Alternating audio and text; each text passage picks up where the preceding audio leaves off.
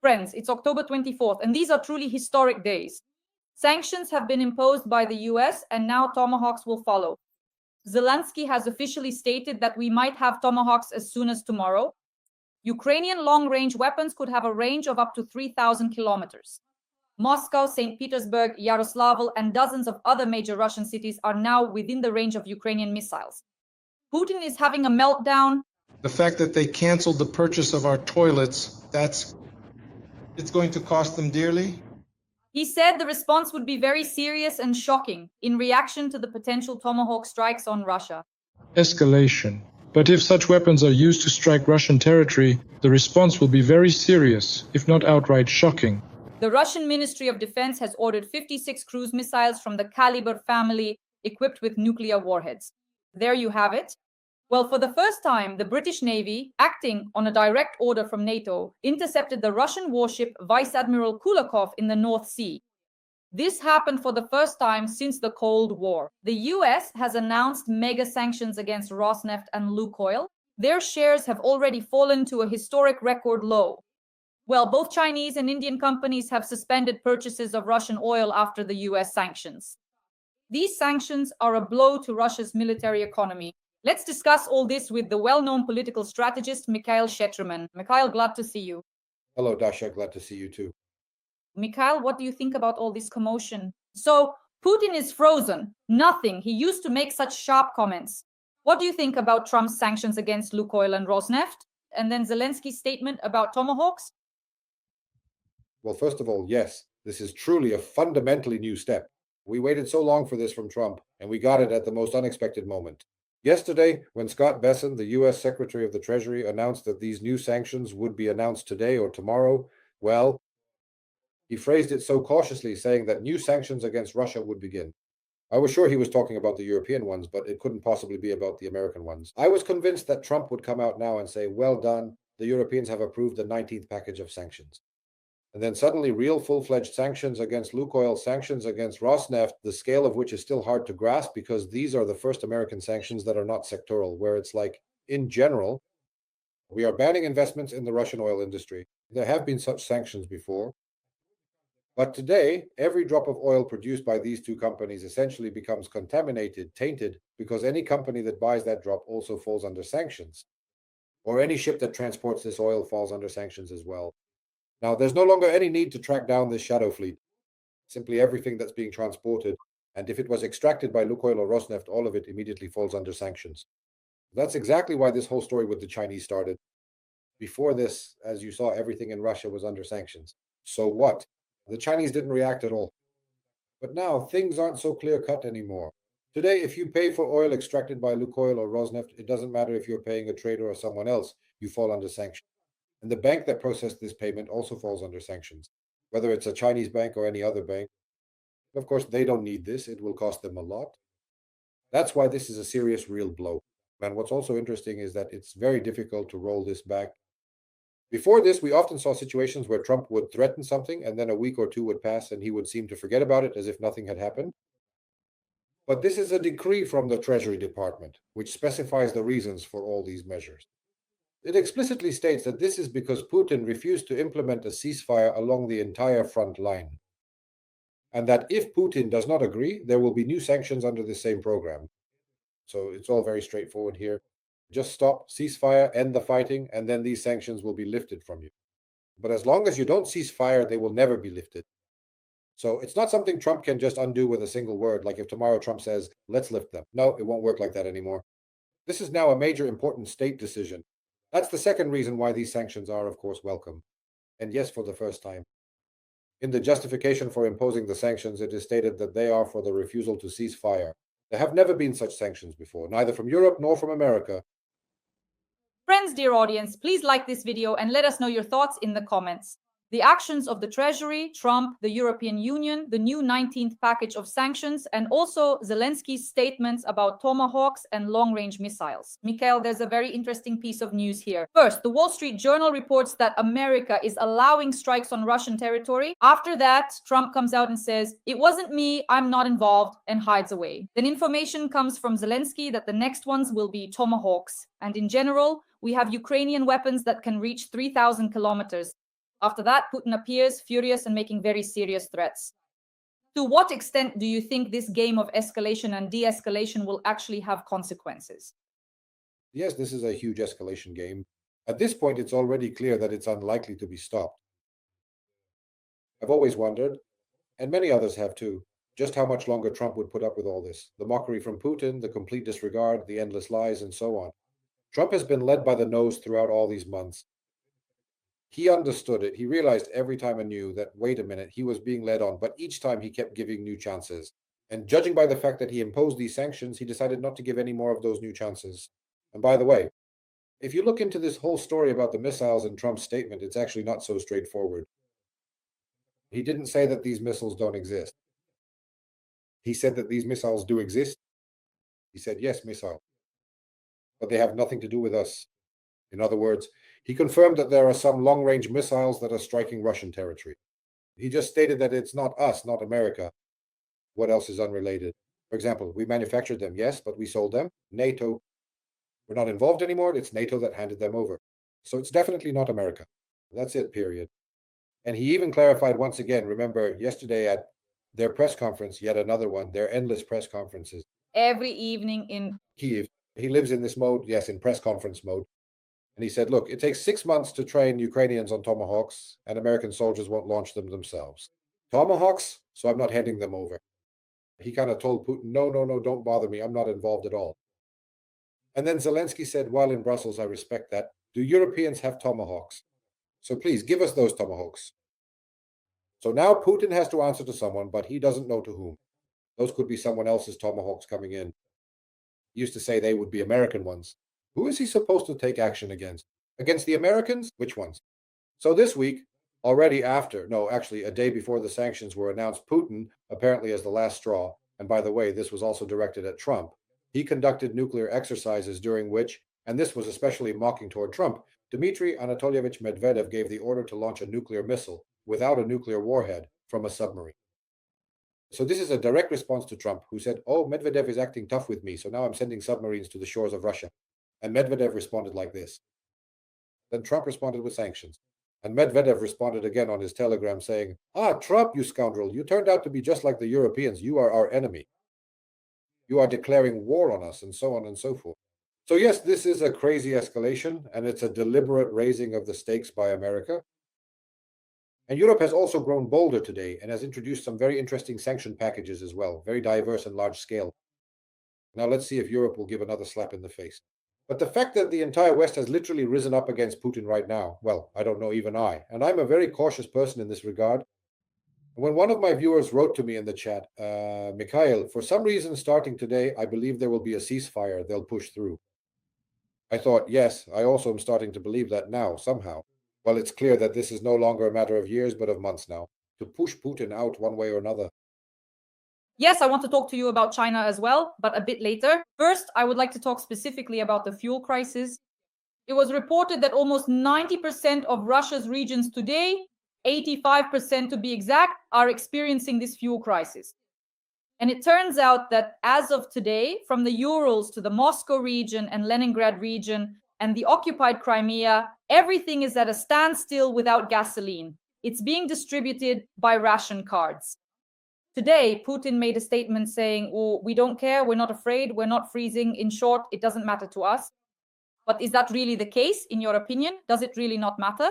This fuel and energy crisis that has gripped Russia today is a result of our attacks on the oil refineries. It's probably very difficult for all of us to monitor what's happening in Russia with this fuel crisis. There are conflicting reports among us, but there is one interesting fact that Russians cannot refute. It's about what happened, strangely enough, with Mongolia. Mongolia has been hit by a crazy fuel crisis. There's simply no fuel there. Cars are at a standstill, people are freezing, and so on. Because Mongolia is squeezed between two countries, the Russian Federation and China. And Mongolia used to get all its gasoline from Russia, but Russia has banned gasoline exports even to Mongolia. And now there's simply no gasoline left in Mongolia. And now they're looking for where to get it. This is, indirect evidence that if they've completely abandoned their Mongolian friends, it generally means that things aren't going well for them either. Just like at the end of the 1980s, when the Soviet Union completely abandoned Cuba, determined their fate, and famine struck both Cuba and North Korea. Because they themselves were left with nothing, as the Soviet comrades used to say. and could no longer help their satellites. Now, Russia can't help the Mongols, who are trying everything they can. At every Putin event, some Mongolian prime minister or president shows up. They keep bowing their heads internationally. Here, as we remember, and now they're freezing because of it. So I think that something similar must be happening in Russia as well. Yes, even officially, they're writing that the fuel crisis has gripped Siberia, the Far East, the occupied Crimea, and now they're introducing restrictions on gasoline sales. No more than 20 liters per person and only with coupons. And this is serious. From Kaliningrad to Vladivostok, gasoline is running out all over Russia. Mikhail, one more thing. There's a very interesting topic. This topic is a first. It concerns, I would say, the reaction of the naval forces of France, the United Kingdom, and the Netherlands, who, as far as we understand, for the first time detained a Russian military ship in the waters of the North Sea. This happened just recently, and everyone is reporting that basically nothing like this has ever happened before. And why is this happening right now? Is it connected to that submarine that was sinking off the coast of Britain? Well, right now, the British Navy, under a direct order from NATO, has for the first time intercepted the Russian warship Vityaz Admiral Kulakov in the North Sea. For the first time since the Cold War, the destroyer Duncan and the Wildcat helicopter stopped a Russian ship with support from the navies of France and the Netherlands. What do you think is behind such actions from NATO, which is usually so indecisive? But this is more likely related, of course, not to the submarine, which just surfaced belly up there because something broke inside it, but rather to Russian provocations along the entire northern border of Europe, attacks on the Baltic countries, on Scandinavia using aircraft that suddenly fly in using drones over Germany. And all of this taken together, I think, had the effect that NATO decided to act more decisively, because there was information that it was specifically from Russian ships that these drones are launched, the ones that disrupt airport operations. And these are, in fact, reciprocal measures. If you can do this, so can we. We will now start detaining your military ships. So this is simply another next stage in the ongoing war between Russia and Europe, which is also gradually taking on more and more the contours of reality. Yes, for some reason, the level of tension is rising, especially with these nuclear exercises directed toward the US. Of course, it's an impressive story. Mikhail, could you please tell us right now there's an oil refinery burning in Bratislava. This is the third one in Europe. It belongs to the Hungarian company MOL, which processes Russian oil delivered via the Druzhba pipeline. This is the third incident, the first and second ones. That was on October 20th. The oil refinery in Hungary, also owned by MOL. And it also processes oil from the Druzhba pipeline. And Romania also has an oil refinery, Lukoil, and now Bratislava.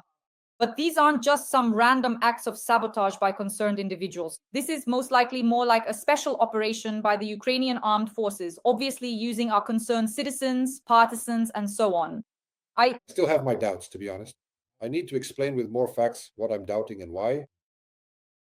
Facilities like oil refineries catch fire all the time. In what sense? Not on the same scale as when we bomb them. When we bomb Russian oil refineries with drones and missiles, we hit the most critical points, the ones that take the longest to repair. That's why, according to forecasts, it will take at least 6 months to restore production levels now.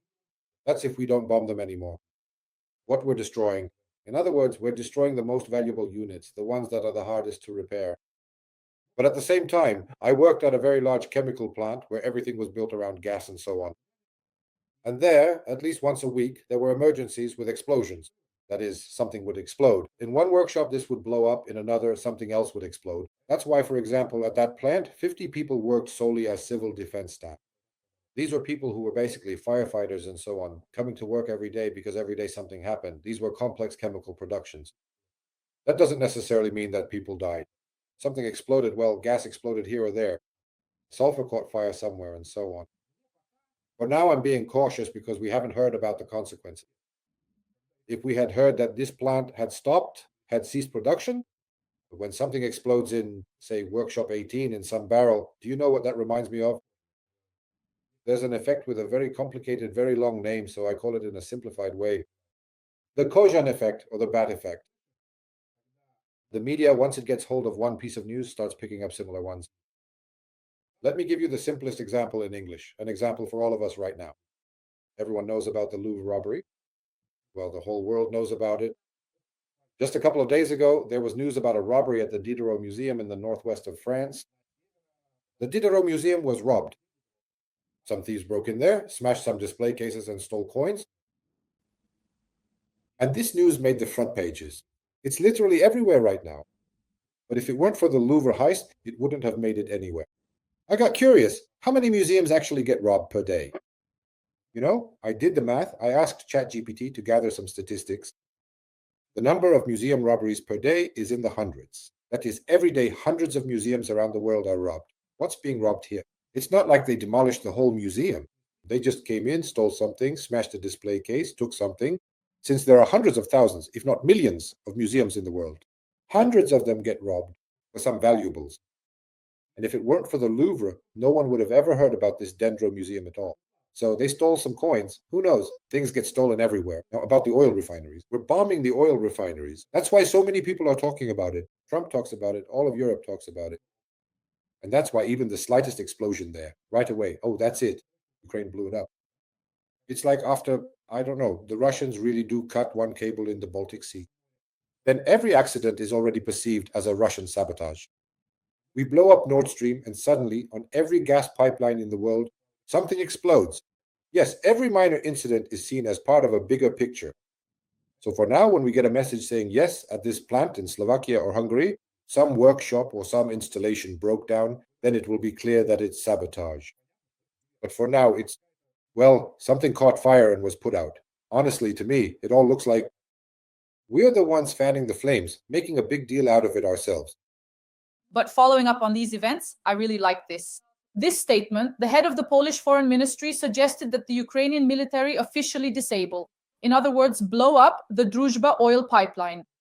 Polish Foreign Minister Radosław Sikorski, addressing his Hungarian counterpart officially, Peter Szijjártó, suggested that the Ukrainian military destroy the Druzhba oil pipeline, which supplies oil to Hungary. So this whole chain, all of these three, which means the refineries, and then the statement from the Polish foreign minister. What do you say to that? Now this is serious. This is more like a part of it. It seems to me this is the escalation we were talking about from the start. Any escalation has its leaders, it used to be like that all the time before. The leader of escalation on the European side used to be the Lithuanian foreign minister Landsbergis, who made all sorts of bold statements, but since he is no longer the foreign minister, the initiator of all these moves has become Sikorski, a man who has been in Polish politics for a long time and has done a lot. In particular, he invented and established the Eastern Partnership Program, which includes Ukraine.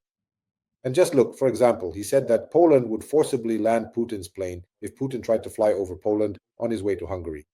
He was the one who brought Shaheds to the British Parliament. So this is his way of managing the situation. That's just how he is. There are such people, our passionate supporters and fierce opponents of the Russian regime, and Mr. Sikorski is one of them. Thank God we have someone like him. That's why he followed a logical thread. The thing is, Poland refused, as you know, to extradite to Germany the Ukrainian who blew up Nord Stream 2. Someone from the government stated something like, "We believe this was the right thing to do, that it was logical and done within the context of war, and why not?" Of course, when there's a war, you have to blow things up. Nord Stream 2. And Sikorski, as if continuing this line of thought, said, "Look, they blew it up, and you too, Comrade Magyar, why don't you blow up the Druzhba oil pipeline?" Especially since there is a fierce confrontation right now between Poland and Hungary. The point is that Hungary is now openly pro-Russian, and Poland is openly pro-Russian. That's why I think Sikorski made his statements within the context of this confrontation. Mikhail, we're approaching the topic of blackouts, which is very important in Russia, primarily because in the past and the year before last, I haven't heard of any blackouts in the Bryansk, Smolensk, or Belgorod regions of people, Russians, sitting without electricity, without heat, without water. And now, when I talk to military analysts, we discuss the Smolensk power plant, the Belgorod power plant, and those in the Bryansk region. Many experts, military people tell me, Dasha, all these power plants also supply Moscow. This is all the road to Moscow, and we're tightening the ring around Moscow by attacking the power plants. Next will be the power plants in Moscow itself, and that's our job. So the goal now is to create a certain sequence of blackouts.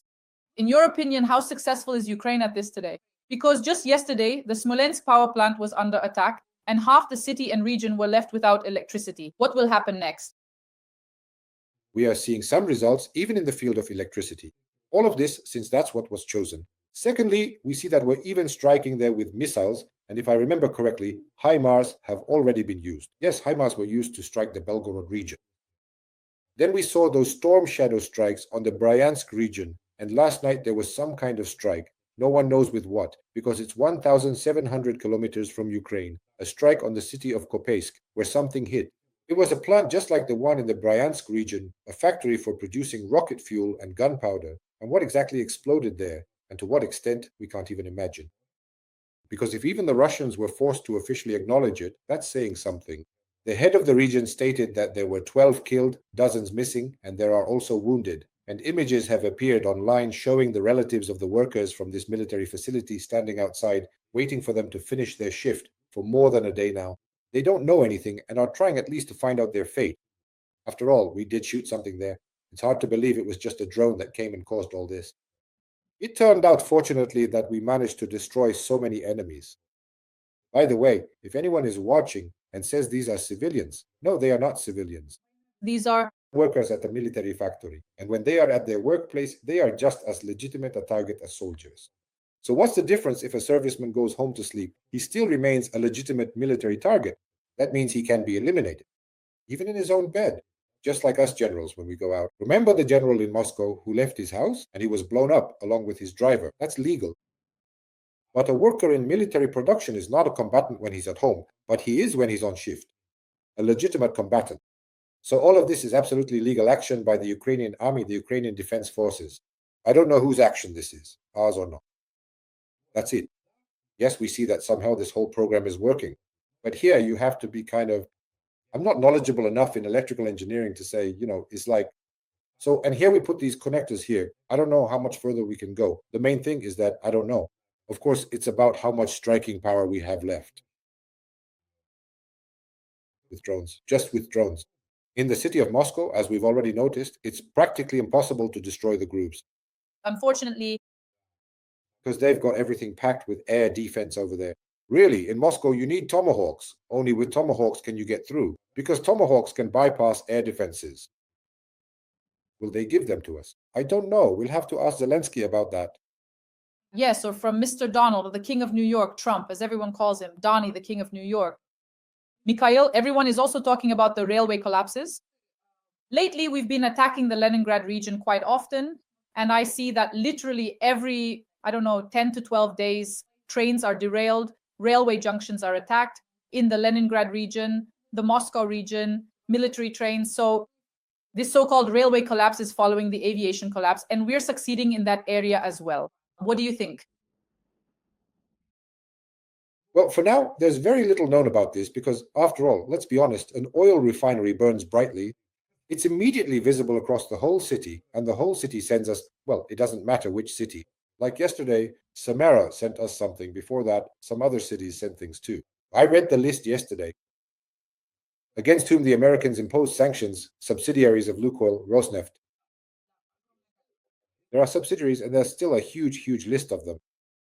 And I already know all these names by heart, because these are the places we hit with drones, the refineries. You get to know them, they almost feel like family now. But it's obvious, when a refinery is on fire, just try putting it out. It's not like a regular road accident. For example, when was it? Maybe 2 or 3 weeks ago.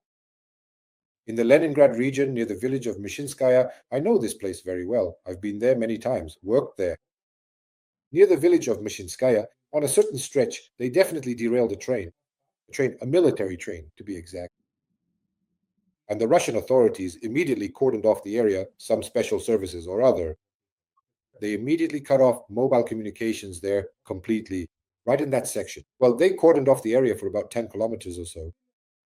They cut off mobile communications. And not a single photo came out of there. No one got any. Because that can be localized. When an oil refinery is burning in the middle of a city, you can't do that. You'd have to shut down the whole city and cut off communications everywhere. But when it happens in the forest somewhere, well, this is Mishinskoye. In the middle of nowhere, there's the Lespromkos, Mishinsky, right in the middle of the Lespromkos. A train derailed there, and aside from the engineer, his assistant, and 2 mushroom pickers, no one could see it or take any pictures. If you really cordon off the area right away and shut down mobile communications, then that's it. We won't find out anything. That's why we know much, much less about this kind of thing. Moving on. As for the oil refinery, to repair it, we hit the primary oil processing unit. Oh, that means American and European sanctions are working, so you can't buy new equipment.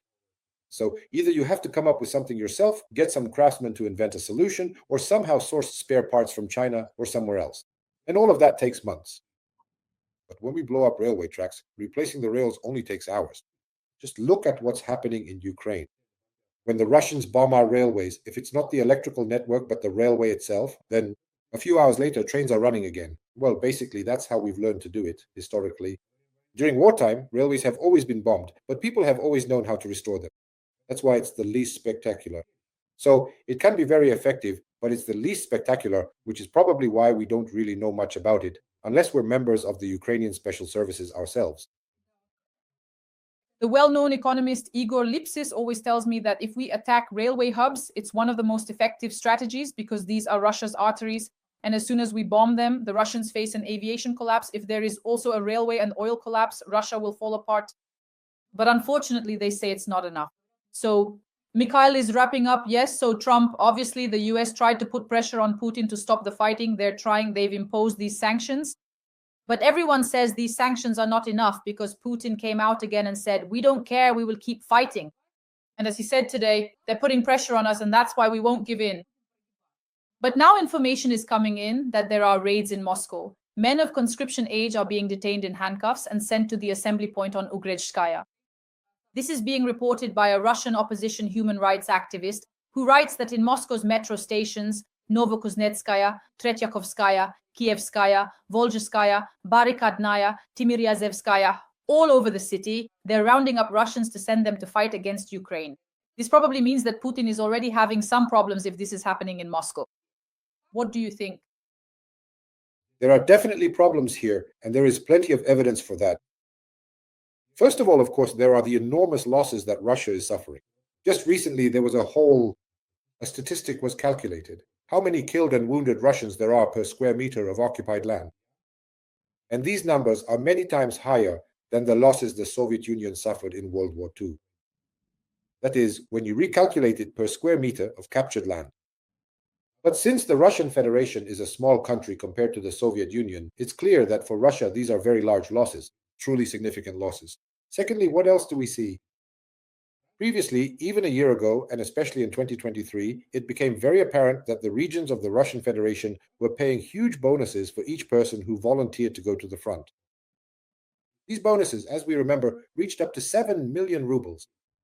At that time, that was almost $100,000, just for signing the contract. Of course, depending on the exchange rate, it changed. The amount ranged from $70,000 to $100,000. That was in the most expensive regions, as they say. And in the cheapest regions, it was still 2 to 3 million rubles, which is about $30,000. In any case, a person received money for signing the contract. These amounts have been reduced several times over, and sometimes by an order of magnitude, 10 times less today. Because we know that the central budget of the Russian Federation has run out of money, there's a deficit and so on. But the local budgets have also run out of money. They have nowhere to get the money to pay, so that's why the flow has stopped. No more volunteers. In other words, not only have they thoroughly exhausted all their resources, but the money has also decreased. That's why now they are forced to simply round people up, to actually mobilize them. The mobilization order is still in effect. So Putin can keep posturing for a long time, saying he won't give in to pressure. But he already has. He already has. He was the one who called Trump. He called Trump? Last Thursday, a week ago. He called Trump. When? When he realized that, well, that's it. They're about to send tomahawks. That's it. A nightmare, a catastrophe. He surrendered. He crawled on his knees to beg Trump not to launch tomahawks, explaining why it wasn't beneficial, and so on. And Trump decided that he would crawl back again. He crawled, but not well. He didn't bring the right document in his teeth, the proposal. And this is obviously Trump's decision. This new pressure, this is, of course, Trump's personal decision, no one else's. For 2 months, Trump put pressure on Putin. Back then, there were no sanctions yet. He pressured him with these tomahawk threats through personal insults and humiliation directed at Putin. He did this every day. At every press conference, he would declare that Putin was a loser, a fool, crazy, didn't understand anything, and so on. And by completely ignoring anything Putin said, that is, no matter what Putin said, Trump wouldn't respond. Putin actually proposed signing a new strategic arms treaty or extending the existing one. No reaction at all. Lavrov would run in, saying, look, Putin made a proposal. Zero reaction, zero, just nothing. They didn't even invite him to the summit. Charles Malchief. They forbade Arab countries from traveling to Moscow. In other words, they just cancelled them as if they were simply cancelled. The Russian Federation, the Trump administration, each of them. So this was centralized. It wasn't just that Trump suddenly got the idea. He held a meeting and they decided to act this way. I think the situation will be exactly the same now. Now Putin will keep shouting, yes, we're not afraid of the big bad wolf, while America will continue to impose new sanctions and stick to its course, ignoring Putin until he comes with the right proposal that is being demanded from him. After all, they're not asking that much from him. Trump wants a ceasefire along the line. Yes, and he doesn't want to mention a peace treaty. He's not saying, sign a peace treaty, recognize this, or don't recognize that. In general, he says, I'm not interested in any of that. He just wants a ceasefire along the front line. That's it. And after that, you sort it out yourselves. That's what I want, says Trump. So we won't really get that much in the end, but it's better than nothing. Mikhail, for the final question, I'll ask about China and India. So already, as soon as Trump made that Treasury Department statement about sanctions against Lukoil, Rosneft, and their subsidiaries, information immediately appeared that energy imports had been suspended. India and even state-owned companies in China also got nervous. In fact, the Financial Times wrote that China was in shock. That's exactly how it was phrased, shock. Why is this important? At the end of the month in South Korea, Trump is meeting with Xi Jinping most likely, unless something happens. And of course, this is an important meeting. Mikhail, what do you expect from this meeting? Because possibly it will be crucial, even fateful. Oh, it's hard to say, because the plenary session of the Central Committee of the Chinese Communist Party has just ended, and we only have the official results. There's nothing unofficial that we know of. Has the power strengthened or weakened? They seem to be writing that it has strengthened, but I don't really know. There wasn't a coup, right? Which everyone was talking about. Yes, a lot of people didn't expect a coup. The question is whether his powers have increased or decreased, whether he has become stronger within the apparatus, so to speak, and so on. I don't think anyone expected a direct overthrow. And today, Trump knows this, unlike me. Well, whatever happened at that Flendovitz or whatever it's called. A lot will depend on that. But since for them, for the Chinese, war, after all, ours is not a central element of their policy at all. It's more of a side effect. So if they manage to come to an agreement on some truly important major issues for themselves, then they'll just eat us up as an afterthought, in a good way. What I mean is, if they come to an agreement on their real trade issues, then as they're leaving, Trump will say to Xi, oh, by the way, let's end the war too. And Xi will say, well, of course, man, you know how it is. So unfortunately, we're hostages here to the long, difficult trade and financial relations between China and the US, which have nothing to do with us or our war.